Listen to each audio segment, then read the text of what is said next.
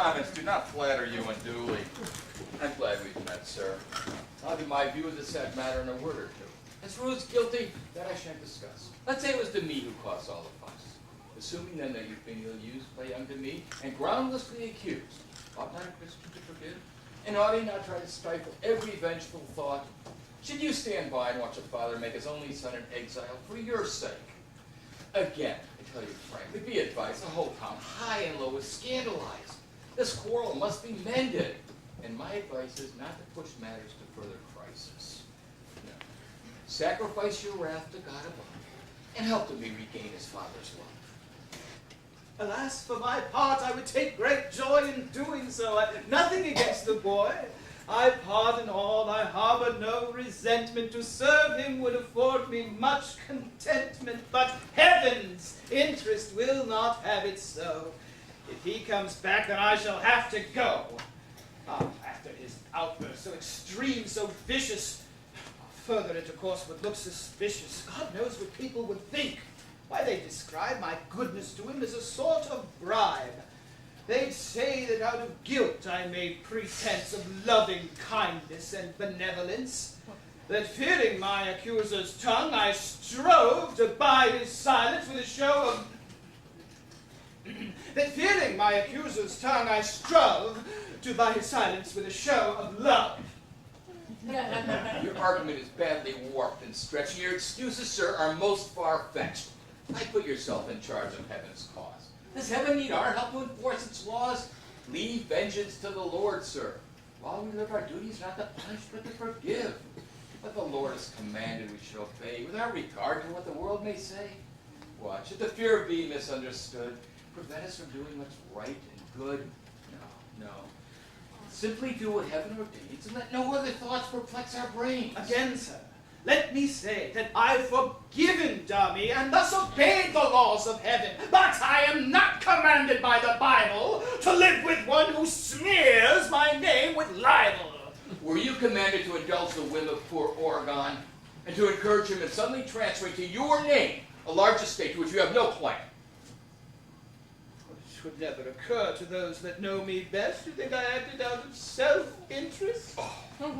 Oh, the treasures of this world I quite despise. Their specious glitter does not charm my eyes. And if I've resigned myself to taking the gift my dear brother insists on making, I do so as well he understands, lest so much wealth fall into wicked hands, lest those to whom it might descend in time turn it to purposes of sin and crime, and not as I shall do, make use of it for heaven's glory and mankind's benefit. Forget these trumped-up fears. Your argument is one the rightful heir may well resent. It is a moral burden to inherit such wealth, but give me a chance to bear it. Would it not be worse to be accused of swindling than to see that wealth misused? I am shocked that you allowed Oregon to broach this matter, and that you feel no self-reproach. Does true religion teach you that lawful heirs may freely be deprived of what is theirs? As the Lord has told you in your heart that you and young Demi should dwell apart, would not the decent thing be to beat an honest and noble retreat, rather than see the son of the house sent for your convenience into banishment? Sir, if you wish to prove the honesty of your intention... Sir, it is 3:30. I've certain pious duties to attend to, and I hope my prompt departure won't offend you. Damn. Oh, stay, sir, and help Marianne, for heaven's sake. She's suffering, so I fear her heart will break. Her father's plan to marry her off tonight has put the poor child in a desperate plight. I hear him coming. Let's all stand together now and see if we can't change his mind somehow about this match we all deplore and fear. I'm glad to find you all assembled here. This contract, child, contains your happiness, and what it says I think your heart can guess. Sir, by that heaven that sees me here distressed, and by whatever else can move your breast, do not employ a father's power, I pray you, to crush my heart and force it to obey you, nor by your harsh commands oppress me so, that I'll begrudge the duty which I owe, and do not so embitter and enslave me, that I shall hate the very life you gave me. If my sweet hopes must perish, you refuse to give me to the one I've dared to choose. Spare me at least. I beg you, I implore, the pain of wedding one whom I abhor.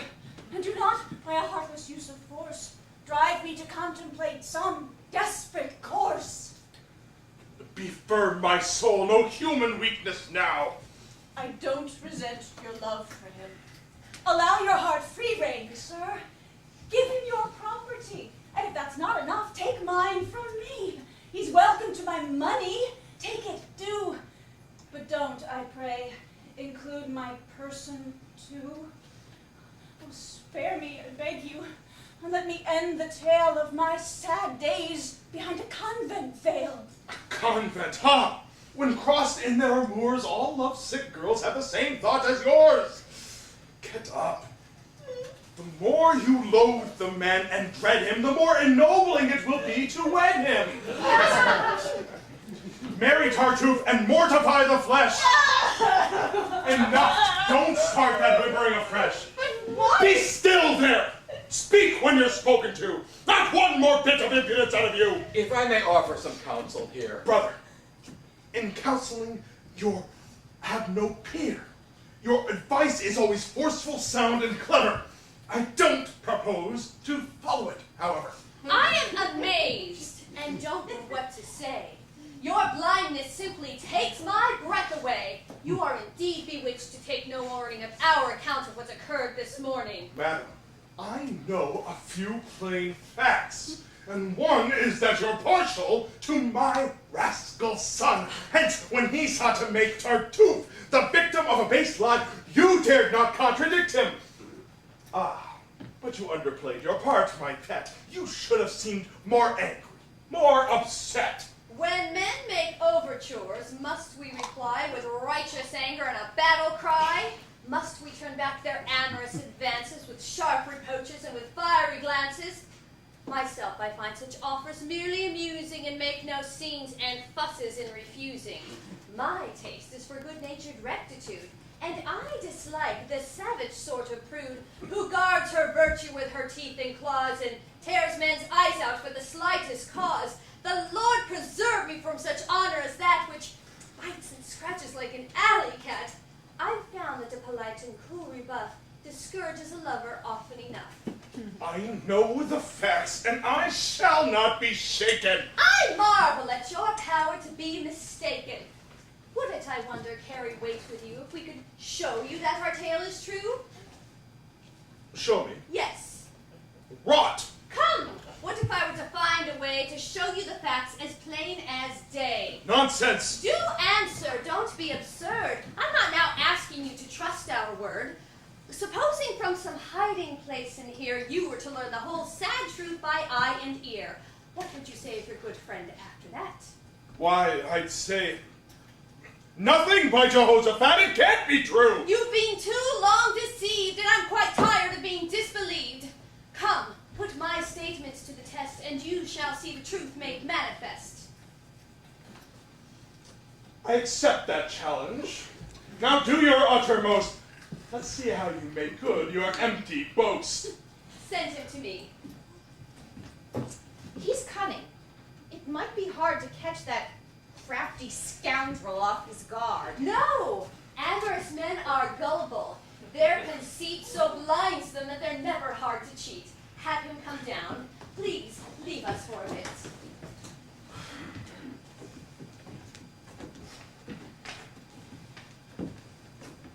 Pull up that table and get under it. What? It is essential that you be well hidden. Why there? Oh, heavens! Just do as you are bidden. I have my plans. We'll soon see how they fare.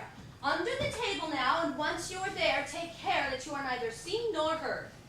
Well, I'll indulge you, since I gave my word, to see you through this infantile charade. Once it is over, you'll be glad we played. I'm going to act quite strangely now, and you must not be shocked at anything I do. Whatever I may say, you must excuse as part of this deceit I'm forced to use. I shall employ sweet speeches in the task of making that impostor drop his mask. I'll give encouragement to his bold desires and furnish fuel for his amorous fires. Since it's for your sake and for his destruction that I shall seem to yield to his seduction, I'll count on you as soon as you have seen what sort of man he is to intervene, and not expose me to his odious lust one moment longer than you feel you must. Remember, you're to save me from my plight whenever... He's coming! Hush! Keep out of sight!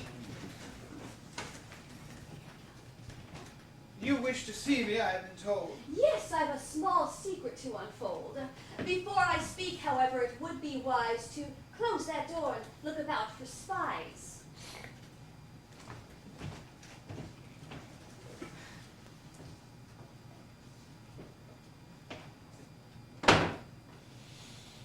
The very last thing that must happen now is a repetition of this morning's row. I've never been so badly caught off guard. Oh, how I feared for you! You saw how hard I tried to make that troublesome Damis control his dreadful temper and hold his peace. In my confusion, I didn't have the sense simply to contradict his evidence. But as it happens, that was for the best, and all has worked out in our interest. This storm has only bettered your position. My husband doesn't have the least suspicion, and in mockery of those who do, bids me be continually with you. And that is why, quite fearless of reproof, I now can be alone with my Tartuffe, and why my heart, perhaps too quick to yield, feels free to let its passion be revealed. Madam, your words confuse me. It wasn't long ago you spoke in quite a different style, you know. Ah, sir, if that refusal made you smart, it's little that you know of a woman's heart, or what that heart is trying to convey when it resists in such a feeble way. Always at first our modesty prevents the frank avowal of tender sentiments. However high the passion that inflames us, still to confess its power somehow shames us. Thus we reluct at first, yet in a tone which tells you that our heart is overthrown, that what our lips deny, our pulse confesses, and that in time all no's will turn to yeses. I feel my words are all too frank and free, and poor proof of woman's modesty. But since I'm started, tell me, if you will, would I have tried to make Dami be still? Would I have listened calm and unoffended until your lengthy offer of love was ended? And had been so mild in my reaction, had your sweet words not given satisfaction? And when I tried to force you to undo the marriage plans my husband has in view, what did my pleading signify if not that I admired you, and that I deplored the thought that someone else might own part of a heart I wished for mine alone? No happiness is so complete as when from lips we love come words so sweet. Their nectar floods my every sense and drains in honeyed rivulets through all my veins. To please you is my joy, my only goal. Your love is the restorer of my soul. And yet, I must beg leave now to confess some lingering doubts as to my happiness. Might this not be a trick? Might not the catch be that you wish for me to break the match with Marianne, and so have feigned to love me? I shan't quite trust your fond opinion of me, until the feelings you've expressed so sweetly may be demonstrated somewhat more concretely, and that you've shown through certain kind concessions that I may put my faith in your profession. Why be in such a hurry? Must my heart exhaust its bounty and at the very start? To make that sweet admission cost me dear, but you'll not be content, it would appear, until my store of favors has been dispersed to the last farthing, and at the very first. The less we merit, the less we dare to hope. And with our doubts, mere words can never cope. We trust no promised bliss till we receive it.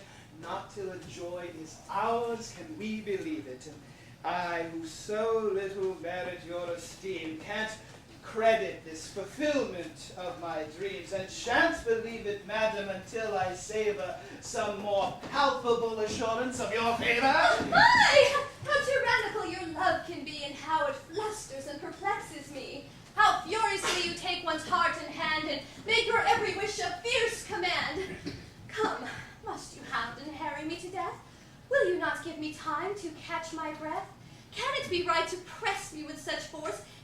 no quarter, show me no remorse, and take advantage by your stern insistence of the fond feelings which weaken my resistance? But if you look with favor upon my love, why not show me some clear proof thereof? How can I consent without offense toward heaven, for which you feel such reverence? If heaven is all that holds you back, don't worry. I can remove that hindrance in a hurry. Nothing of that sort need obstruct our path. Must one not be afraid of heaven's wrath? Oh, madam, forget such fears and be my pupil, and I shall teach you how to conquer scruple. There is a science lately formulated whereby one's conscience may be liberated, and any wrongful deed you care to mention may be redeemed by purity of intention. I'll teach you, madam, the secrets of that science. Just place in me your full reliance. Assuage my keen desires and feel no dread. The sin, if any, shall be on my head. Oh, you've a bad cough. Yes, it's bad indeed. A little licorice may be what you need. No, I've a bad cold, it seems. I'm sure it will take much more than licorice to cure it. How aggravating. Oh, more than I can say. If you're still troubled, look at things this way. No one need know our joy save us alone. There is no evil till the act is known. It's scandal, madam, that makes it an offense, and it's no sin to sin in confidence. Clearly, I must do as you require and yield to your importunate desire. It is apparent now that nothing less will satisfy you, and so I acquiesce. To go so far as much against my will, I'm vexed that it should come to this. But still, since you are so dependent upon it, since you will not allow mere language to convince you, and since you ask for concrete evidence, I see nothing for it now but to comply. How, if it is sinful, if it is wrong to do it, so much the worse for him who drove me to it. The fault can surely not be charged to me. Madam, the fault, if any, belongs to me, and... Open the door for a moment and peek out. I wouldn't want my husband poking about. Why worry about the man? Each day he grows more gullible, one may lead him by the nose. To catch us here would fill him with delight, and if he saw what was wrong, he'd doubt his sight. Nevertheless, step out for a minute into the hall and see that no one's in it.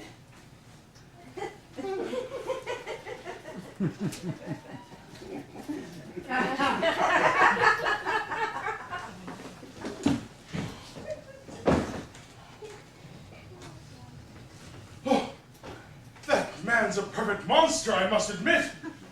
I'm simply stunned. I can't get over it. What? Coming out so soon? How premature. Keep hiding and wait until you're sure. Stay until the end and be convinced completely. We mustn't stop until things are proved concretely. Hell never harbored anything so vicious. Tut! Don't be hasty. Try to be judicious. Wait and be sure there's no mistake. And don't jump into conclusions for heaven's sake. Madam, things have worked out to perfection. I've given the neighboring rooms a full inspection. There's no one about. And now at last... Hold on, my passionate fellow. Not so fast. So, you thought you'd fool me, my dear saint. How quickly you weary of the saintly life. Coveting, wedding my daughter, and then coveting my wife. I've long suspected you. I had a feeling that I'd soon catch you at their double dealing. Just now you've given me evidence galore. It's quite enough. I have no need for more. I'm sorry to have treated you so slyly, but circumstances forced me to be wily. Brother, you can't think... No more talk from you. Just leave this household without more ado. What I intended... That seemed fairly clear. Spare me your falsehoods and get out of here. No. I'm the master of this house, and you're the one to go. This house belongs to me, I'll have you know. And I'll show you that you can't hurt me with this contemptible conspiracy. That I have means to prove and expose and punish you and make you grieve. that ever you ordered me to leave. What was the point of all that angry chatter? Dear God, I'm worried. This is no laughing matter. How so? I'm afraid I understood his drift. I'm much disturbed by that deed of gift. You gave him the... Yes, it's all been drawn and signed. But one thing more is weighing on my mind. What's that? I'll tell you, but first we must see if there's a certain strongbox in his room upstairs.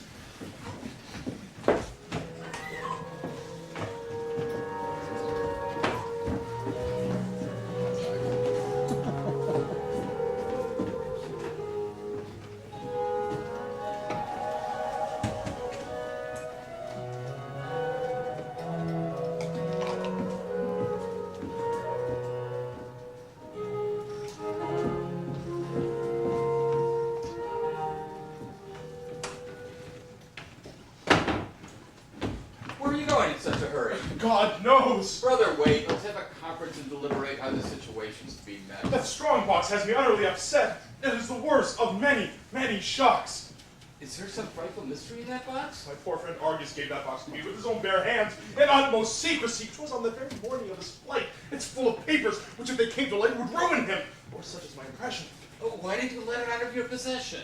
The papers vexed my conscience, and it seemed best to ask the counsel of my pious guest. The cunning scoundrel got me to agree to leave the strongbox in his custody, so that in case of an investigation I could employ a slight equivocation and swear I didn't have it, and thereby at no expense the conscience tell a lie. Looks to me like you're out on a limb.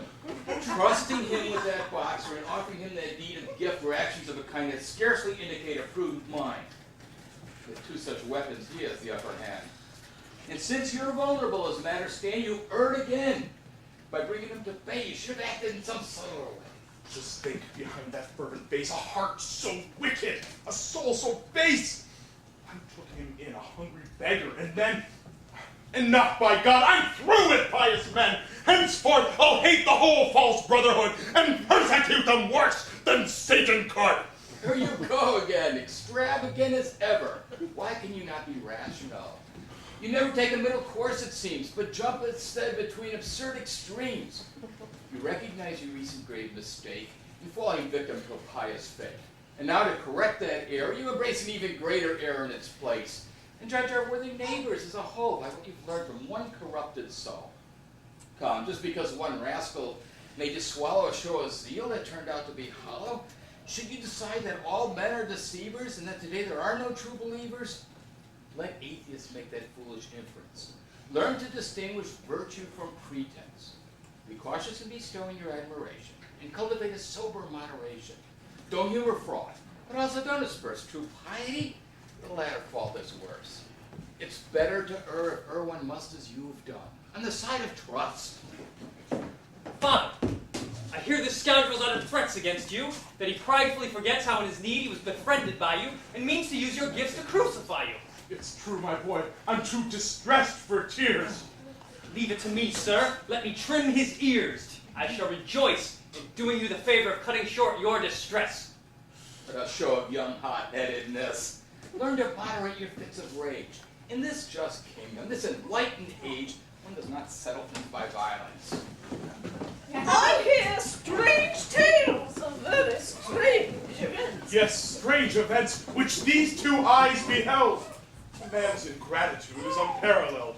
I save a wretched pauper from starvation, house him and treat him like a blood relation, shower him every day with my largesse, give him my daughter, and all that I possess, and meanwhile the unconscionable knave tries to induce my wife to misbehave, and not content with such extreme rascality, now threatens me with my own liberality, and aims by taking base advantage of the gifts I gave him out of Christian love to drive me from my house, a ruined man, and make me end a pauper as he began. Poor fellow. No, my son, I'll never bring myself to think him guilty of such a thing. How's that? The virtuous always were maligned. Speak clearly, mother. Say what's on your mind. I mean that I can smell a rat, my dear. You know how everybody hates him here. That has no bearing on the case at all. I told you 100 times when you were small that virtue in this world is hated ever. Malicious men may die, but malice never. No doubt that's true, but how does it apply?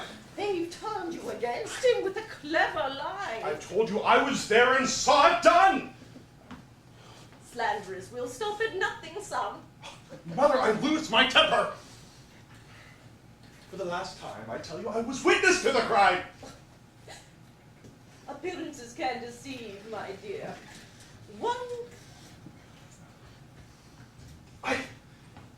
I was there. I saw it with my own eyes. Can't you realize I saw it? Saw it with my eyes? Saw it, you understand me? Must I shout it in your ear before you cease to doubt it? One often interprets things aright. Good can seem evil to a suspicious eye. Drat! Was I to see his pawing at Elmire as an act of charity? Well, until his guilt is clear, a man deserves the benefit of the doubt. You should have waited to see how things turn out. Great God in heaven! What more proof did I need? Was I to sit there watching while he... You drive me to the brink of impropriety! No! A man of such surpassing piety could not do such a thing. You cannot shake me. I don't believe it, and you shall not make me. You vex me so that if you weren't my mother, I'd say to you some dreadful thing or other. It's your turn now, sir, not to be listened to. You'd not trust us, and now she won't trust you.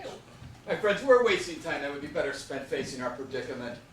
I fear this rascal's threats weren't made in sport. Do you think he'd have the nerve to go to court? I'm sure he won't. They find it all too crude, a case of swindling and ingratitude. Don't be sure. He won't be at a loss to have his claim in a high and righteous gloss. Clever rascals with far less valid cause have trapped their enemies in a web of laws. I say again, to antagonize a man so strongly armed is most unwise. I know, but the man's appalling cheek so outraged me I couldn't control my pique. If I had known what cards he held, I'd not have roused his anger by my little plot. What is that man looking for? Who is he? Go and tell him that I'm busy. Good day, dear sister. Kindly let me see your master. He's involved just now with company and cannot be disturbed, I fear. I hate to intrude, but what has brought me here will not disturb your master in any event. Indeed, my news will make him most content. Your name? Just say that I bring greetings from Monsieur Tartuffe, on whose behalf I've come. Sir, he's a very gracious man and bears a message from Tartuffe, which he declares will make you most content. By my word, I think this man must be seen and heard. Perhaps he has some settlement to suggest. How shall I treat him? What manner would be best? Control your anger. If he should make mention of some fair adjustment, give him your full attention. Good health, you good sir. May heaven confound your enemies, and may your joys abound. A gentle salutation. It confirms my guess easier to offer terms. I've always held your family most dear. I served your father, sir, for many a year. Sir, I must ask your pardon. To my shame, I cannot now recall your face or name. Loyal's my name. I come from Normandy, and I'm a bailiff in all modesty. For many years, praise God, it's been my boast to serve with honor in that vital post. And I am here, sir, if you will permit the liberty to serve you with this writ. To what? Now, please, sir, let us have no friction. It's nothing but an order of eviction. I wish to move your goods and family out and make way for new occupants without deferment or delay and give the key. I leave this house? Why, yes, sir, if you please. This house, sir, from the cellar to the roof, belongs now to the good Monsieur Tartuffe. And he is lord and master of your estate by virtue of a deed of present date, drawn in due form with clearest legal phrasing. Your insolence is utterly amazing. Young man, my business here is not with you, but with your wise and temperate father, who, like every worthy citizen, stands in awe of justice and would never obstruct the law. But Not for me, sir, would you rebel against authority. I know that well. You will not make trouble, sir, or interfere with the execution of my duties here. Someone may execute a smart tattoo on that black jacket of yours before you're through. Sir, bid your son be silent. I much regret having to mention such a nasty threat of violence in writing my report. This man Loyal's the most disloyal sort. I love all men of upright character. And when I agreed to serve these papers, sir, it was your feelings that I had in mind. I could not bear to see the case assigned to someone else who might esteem you less and so subject you to unpleasantness. what's more unpleasant than asking a man to leave his house and home? You'd like a short reprieve. If you desire it, sir, I shall not press you, but wait until tomorrow to dispossess you. Splendid! I'll come and spend the night here then, most quietly, with half a score of men. For form's sake, you might bring me just before you go to bed the keys to the front door. My men, I promise, will be on their best behavior and will not disturb your rest. But bright and early, sir, you must be quick and move out all your furniture every step. The men I've chosen are both young and strong. And with their help, it should not take you long. In short, I'll make things pleasant and convenient. And since I'm being so extremely lenient, please show me, sir, a like consideration and give me your entire cooperation. I may be all but bankrupt, but I vow I'd give 100 louis right here and now just for the pleasure of one good clap right on the end of that complacent snout. Careful, don't make matters worse. Oh, my boot so itches to give that beggar a good kick in the britches. Monsieur Loyal, I'd love to hear the whack of a stout stick across your fine, broad back. Take care. A woman, too, may go to jail if she uses threatening language to a bailiff. Enough, this must not go on. Give me that paper, please, and then be gone. Well, walk.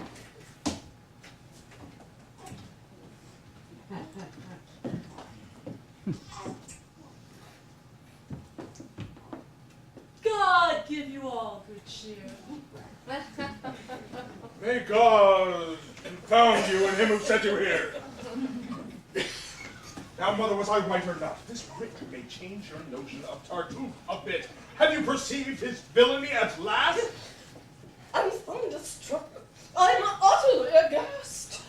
Oh, come, be fair. Don't take offense at this new proof of his benevolence. He's acting out of selfless love, I know.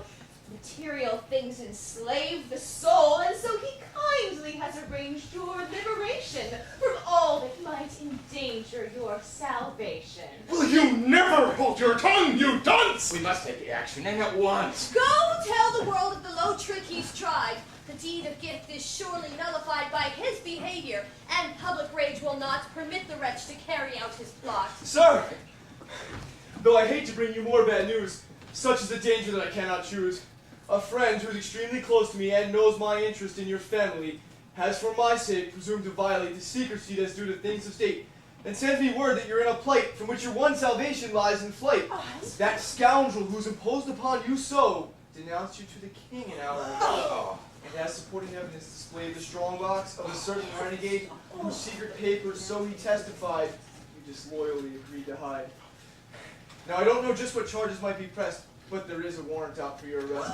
And Tartuffe has been instructed, furthermore, to guide the arresting officer to your door. He's clearly done this to facilitate the seizure of your house and your estate. Man, I must say, is a vicious beast! Quick, sir, you mustn't tarry in the least. My carriage is outside to take you hence. This 1,000 louis will cover all expense. Now let's lose no time, or you shall be undone. The sole defense in this case is to run.